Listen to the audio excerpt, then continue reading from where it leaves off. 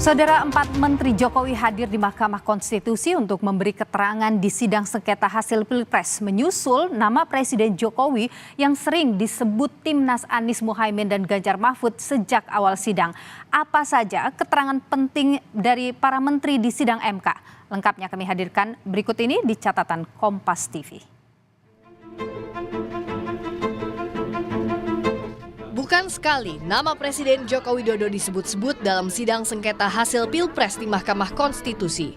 Kuasa hukum Timnas Amin menuding ada intervensi Presiden di Pilpres 2024 yang membuat perolehan suara pasangan Prabowo Gibran meroket, salah satunya lewat penyaluran bansos. Sementara tim hukum Ganjar Mahfud menduga Presiden Jokowi melakukan nepotisme di Pilpres untuk memenangkan pasangan Prabowo Gibran satu putaran.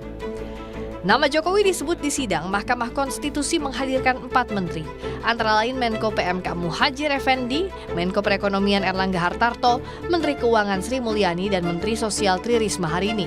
Salah satunya Menteri Perekonomian Erlangga Hartarto yang ditanya Ketua MK Soehartoyo soal pernah atau tidak ada pesan dari Presiden Jokowi soal nuansa sensitif pembagian bansos jelang pemilu.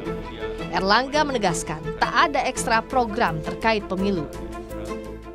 Khususnya di era menjelang pemilu itu, Bapak-bapak dan Ibu-ibu, apakah di forum itu ada tidak pesan-pesan dari Presiden ataupun usulan dari para menteri bahwa hal yang demikian itu ada nuansa-nuansa yang sensitif yang kemudian harus dicermati? Kembali lagi sampaikan oleh Bu Mensos bahwa ini program yang sifatnya selalu bulanan.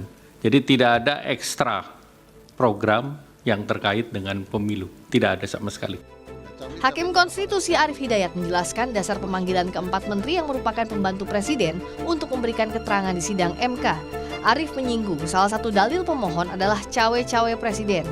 Namun kurang elok jika memanggil Presiden sebagai kepala negara yang juga simbol negara sehingga MK memanggil para menteri terkait. Yang terutama mendapat perhatian yang sangat luas dan kemudian didalilkan oleh pemohon itu cawe-cawenya kepala negara. Nah, cawe-cawenya kepala negara ini Mahkamah sebetulnya juga kita memanggil kepala negara Presiden Republik Indonesia. Kelihatannya kan kurang elok karena Presiden sebagai kepala negara, simbol negara yang harus kita junjung tinggi oleh semua stakeholder, maka kita memanggil para pembantunya. Dan pembantunya ini yang berkaitan dengan dalil pemohon. Sidang gugatan hasil pemungutan suara terus berulang pasca pemilu digelar. Pembuktian harus berjalan transparan dan hasilnya mampu dipertanggungjawabkan kepada publik sebagai pemilik hak suara. Tim Liputan Kompas TV. Mahkamah Konstitusi diharapkan memutus tidak saja berdasarkan keterangan yang tampak atau muncul di persidangan, tetapi sangat bisa lebih dari itu. Hakim bisa memutus sesuai dengan kewenangan besar yang melekat pada Hakim Konstitusi, karena putusan MK bersifat final dan mengikat, mengandung konsekuensi tidak hanya pada pemohon dan masyarakat luas, tetapi juga pada kehormatan hakim dan marwah MK sebagai benteng terakhir keadilan berdemokrasi.